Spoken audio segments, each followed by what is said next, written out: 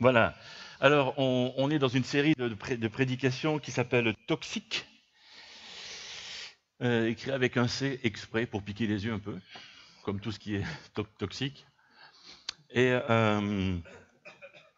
on a parlé déjà de pensées toxiques, d'influences toxiques, de relations toxiques, de paroles toxiques, et on finit aujourd'hui notre série de prédications. On va parler de religion toxique.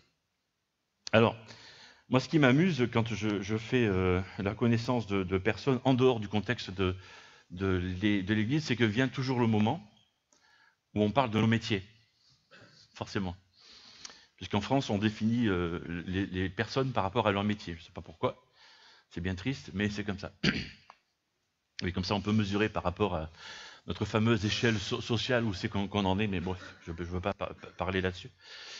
Et donc, vient le moment où je dois dire que je suis pasteur. Voilà. Et j'aime voir la réaction des gens. Alors certains me disent « Ah ouais, tiens, c'est pas courant, ok ». D'autres me demandent « Tiens, oui, ben, qu'est-ce que ça fait un pasteur en dehors du dimanche matin ?» Bon, c'est par rapport à une discussion qu'on a eue hier, mais avec des amis, enfin, soi-disant amis qui étaient là hier.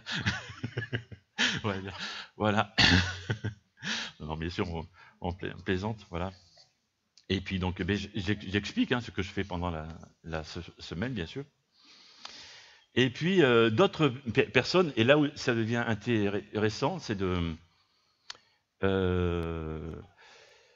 voilà, on préfère couper court à la conversation et passe à quelqu'un d'autre, quoi. Parce que je sens bien qu'ils ont été ou choqués par la religion, ou choqués par un religieux, et d'ailleurs certains le disent, quoi, l'expriment. Et voilà, du coup, là c'est moins drôle, quoi. Voilà. Parce que c'est vrai que beaucoup de personnes dans notre société française ont été choquées d'une manière ou d'une autre par tout ce qui peut être religieux. Et du coup, la religion a une connotation négative. Et alors à cause de notre histoire, à cause des différents scandales qui ont émaillé les religieux en tout genre, voilà, il y en a eu pour tout le monde, ça va.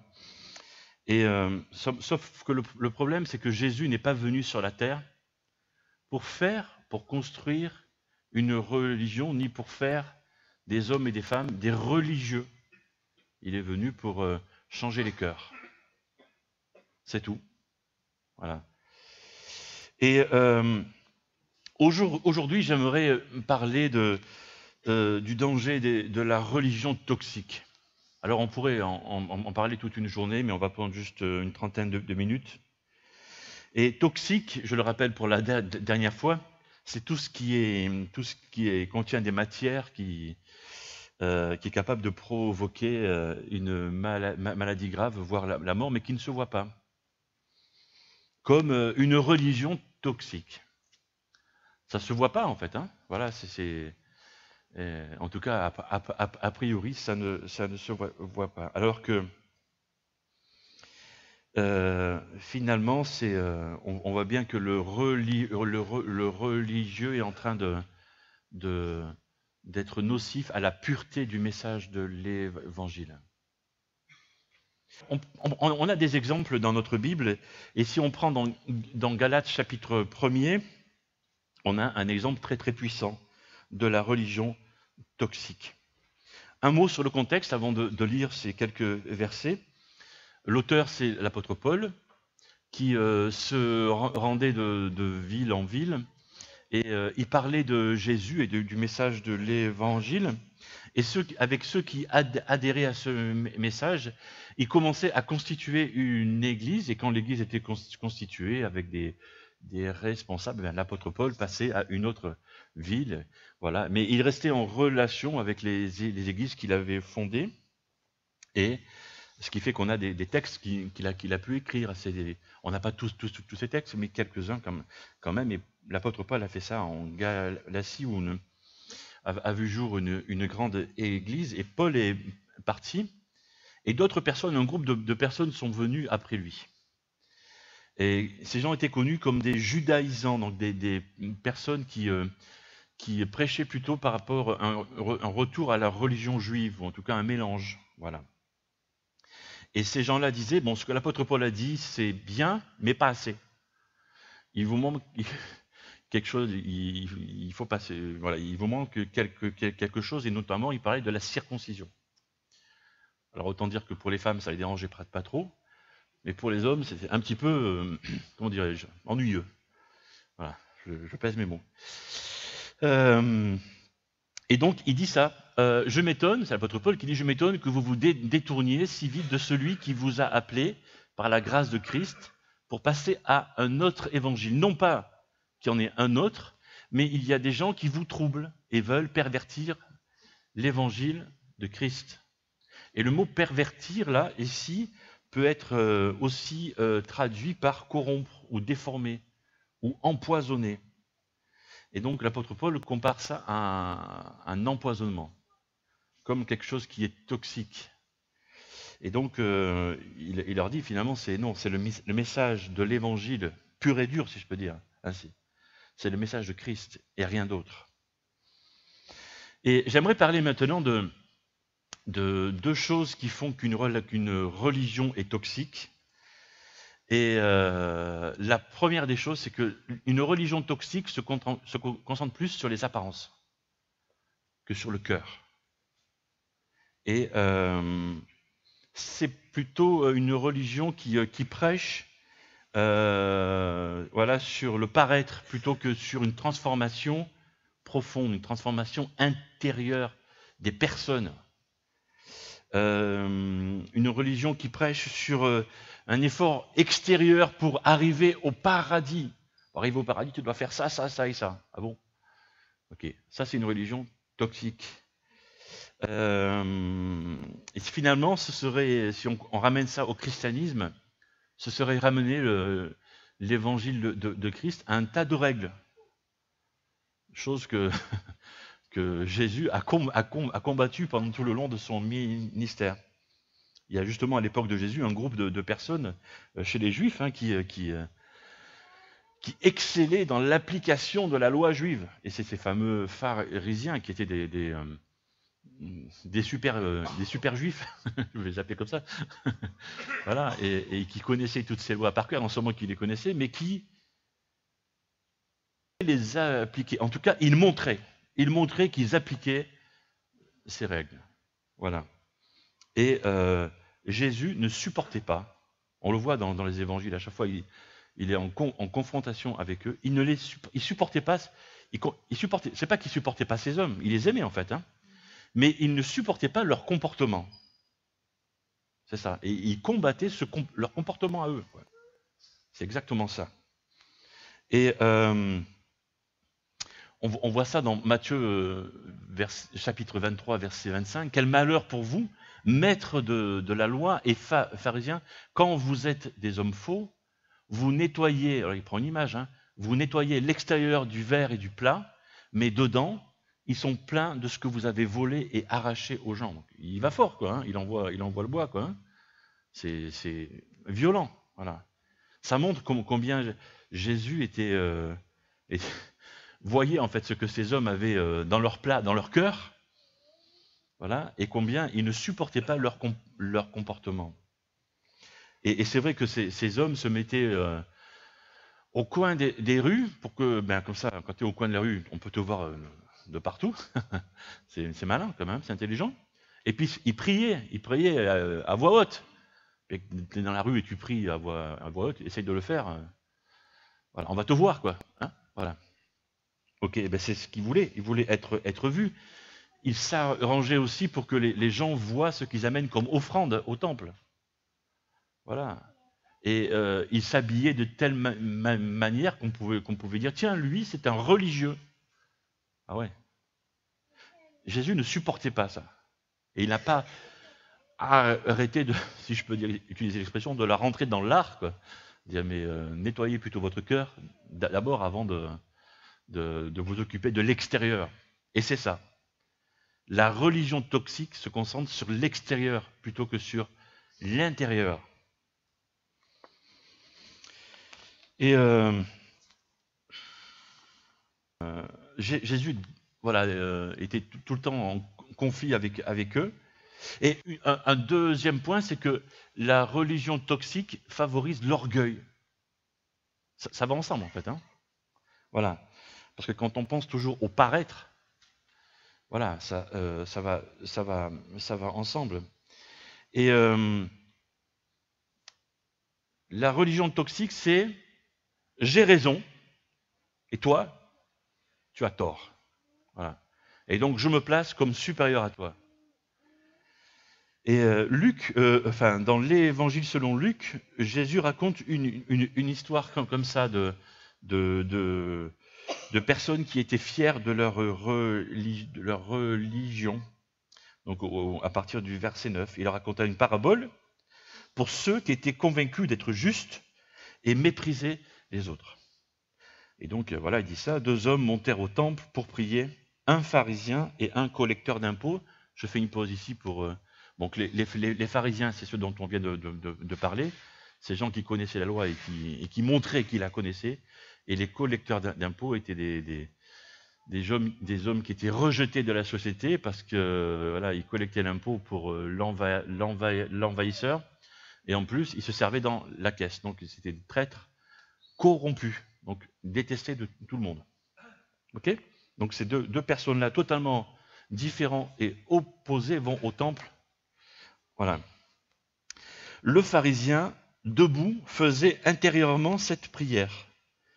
Ô Dieu, je te remercie de ne pas être avare, malhonnête, adultère comme les autres hommes, et en particulier comme ce collecteur d'impôts là-bas. Voilà, c'est l'orgueil. Voilà. Autrement dit, moi j'ai raison, lui il a tout faux. Moi j'ai compris, lui il n'a rien compris. Le problème avec l'orgueil, et l'orgueil spirituel, c'est que quand on est dedans, c'est difficile de s'en rendre compte. Ben oui, parce qu'on se place en situation de supériorité par rapport aux autres, et donc on est presque inattaquable. On est supérieur. Puis les autres, eh ben, on marche dessus, quoi. On les écrase, exactement ça, quoi. Et donc on devient inattaquable. Et c'est un problème. Et du coup, c'est très très facile de se mettre à les critiquer, à les dédaigner. Et cette forme de religiosité éloigne les autres et n'attire pas les gens qui sont autour de nous à Jésus comme un disciple de Christ doit le faire. Capable de le faire, hein, sans le faire exprès, d'être orgueilleux. Par exemple, tu es dans la rue et tu croises un autre ami chrétien, et puis vous parlez de votre église locale. Mon église à moi, elle est super. Ouais. On a un super groupe de louanges. Et mon église à moi, elle est super, il s'occupe super bien des enfants, et mon église à moi, elle est super, tu vois ? Tant mieux. Mais c'est pas la meilleure église de la terre. Hein.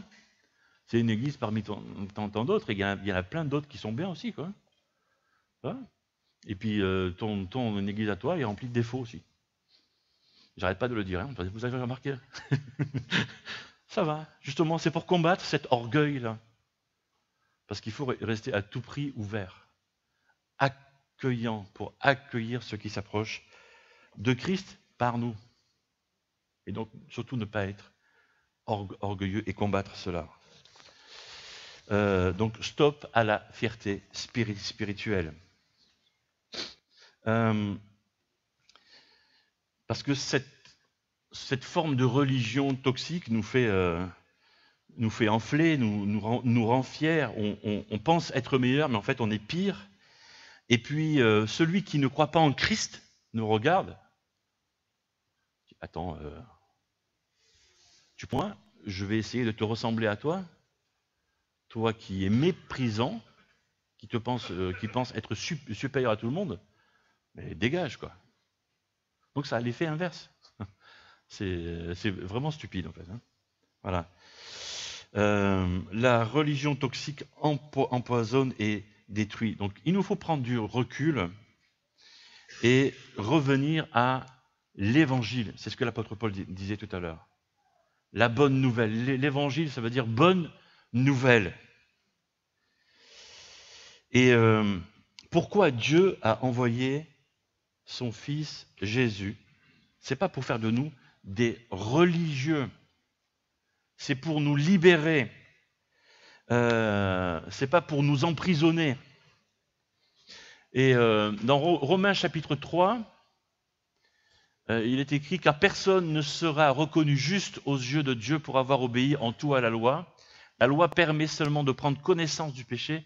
Maintenant, Dieu nous a montré comment il nous rend juste devant lui. Et cela sans l'intervention de la loi. Dieu rend les hommes justes à ses yeux par leur foi en Jésus-Christ. Il le fait pour tous ceux qui croient au Christ. » Et j'aimerais dire 3 choses ici. La première chose, c'est qu'on ne peut pas être accepté par Dieu simplement en appliquant les commandements, en appliquant la loi. On ne peut pas trouver grâce aux yeux de Dieu, voilà, que Dieu nous accepte simplement en appliquant la loi. Il y a plein d'autres. Les pharisiens ont essayé de faire ça, mais ça ne fonctionnait pas, ça ne marchait pas. Parce que c'est une forme de religiosité, c'est une forme de religion. Alors ça veut dire que si je suis sage, allez, qu'est-ce que ça veut dire être sage? Je bois pas, je fume pas, je me drogue pas et je drague pas. Tu vois? Je fais pas, ouais, c'est ça, je fais pour rien. Voilà. Non, j'ai pas dit je mange pas. T'as remarqué, je l'ai pas dit. Voilà. Donc si je fais pas ces choses-là, Dieu va m'accepter. Ou alors, si tu connais un peu la Bible, bon, je lis ma Bible tous les jours. Je prie tous les jours. Je donne même de l'argent à l'église, tu vois, je fais ça. Dieu va m'accepter. C'est une forme de loi, en fait. C'est une forme de règle. Et Romains chapitre 3, verset 20 dit « Personne ne sera reconnu juste aux yeux de Dieu pour avoir obéi en tout à la loi. » Ça ne fonctionne pas comme ça. On ne peut pas travailler à son propre salut, c'est-à-dire que Dieu ne nous ouvre pas le ciel simplement parce qu'on a fait ça, plus ça. Ça ne marche pas comme ça. Alors pourquoi la loi est là? Pourquoi Dieu nous a dit, pour vivre ensemble, il faut que tu fasses ça et ça? Pourquoi Dieu nous a donné ça à faire? Parce que, et c'est aussi dans ce texte-là, la loi permet seulement de prendre connaissance du péché. Le but de la loi, c'est nous dire, bien, ok, tu veux que Dieu t'accepte? Bon, eh bien, les attentes de Dieu, c'est toute la loi. Moi, mais je ne peux pas faire ça tout seul. C'est vrai, tu ne peux pas le faire seul. Tu as besoin de quelqu'un qui t'aide. Tu as besoin d'un sauveur. Le but de la loi de Dieu, c'est te montrer que tu as besoin d'un sauveur. C'est exactement ça. Parce que, qui n'a jamais dit de mensonge? Personne. Mais ouais. On est coupable. Voilà. Qui n'a jamais convoité? Tu ne convoiteras pas la femme, le mari d'un autre, sa voiture, sa maison, son four, micro-ondes, je sais pas. C'est vrai, c'est ça. Qui n'a jamais convoité? Non, on convoite tous. Coupable. Alors, qui n'a jamais placé quelque chose ou quelqu'un avant Dieu? Tu n'auras pas d'autre Dieu devant ma face. Qui n'a jamais placé quelqu'un avant Dieu? Tout le monde a fait ça. En commençant par soi-même. Parce qu'on est tous un peu égoïstes, on pense tous un peu à soi d'abord. On est coupable. La loi nous montre ça. La loi de Dieu nous montre ça. Tu es coupable, et donc tu as besoin de quelqu'un pour t'aider à ce que Dieu t'accepte.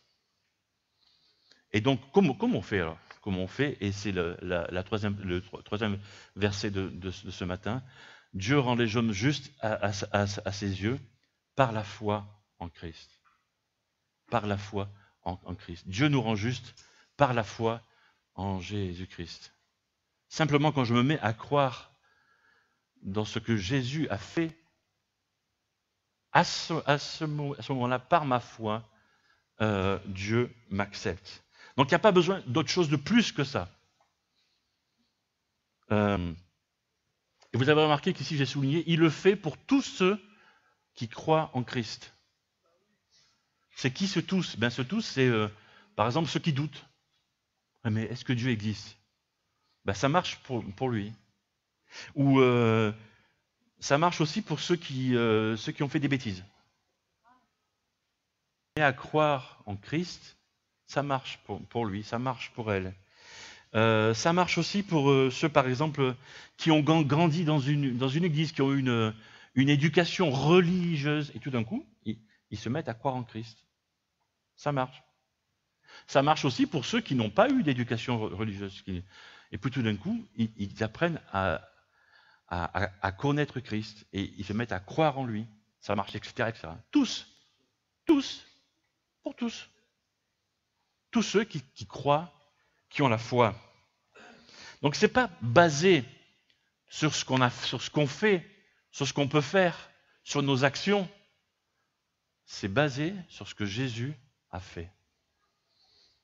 Mes efforts, par tes efforts, c'est basé sur ce que Jésus a fait. Donc il n'y a pas besoin, ça ne sert à rien d'être fier, de rien du tout. Tu peux être fier de ce que Jésus a fait. Vas-y, pas de souci avec ça. Mais ce n'est pas la peine d'être fier de ce que tu fais. Quand on place notre foi en Jésus, la justice de Jésus nous rend justes aux yeux de Dieu. C'est une bonne nouvelle. Ce n'est pas une religion, c'est une bonne nouvelle. Parce que la religion vise mes actions parfaites. Et la relation avec Jésus regarde les actions que Jésus a pu faire déjà. La religion me dit, si tu fais ça, si tu travailles dur, c'est bon, ça marchera. Mais ça ne marche pas en fait. Alors que la relation dit, j'obéis à Dieu parce qu'il m'aime. Certains pourraient penser, oui, mais c'est juste une question de foi, on peut faire ce qu'on veut alors.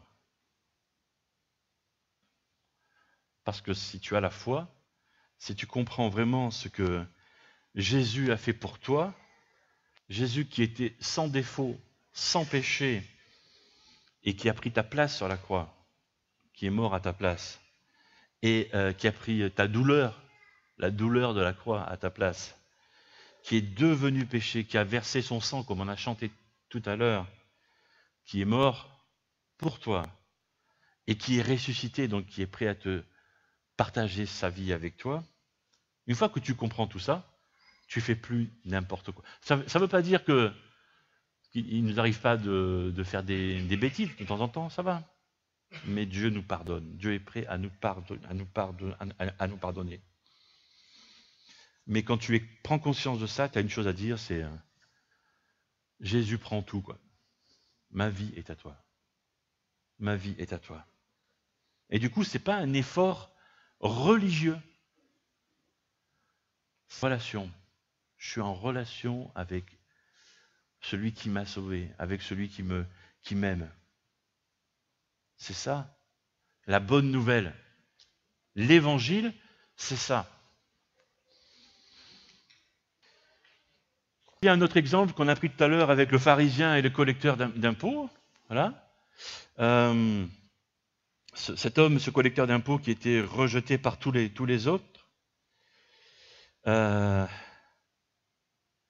qu'est-ce qu'il a fait? Il a été authentique. Quand il s'est présenté devant Dieu, il a été vrai, authentique.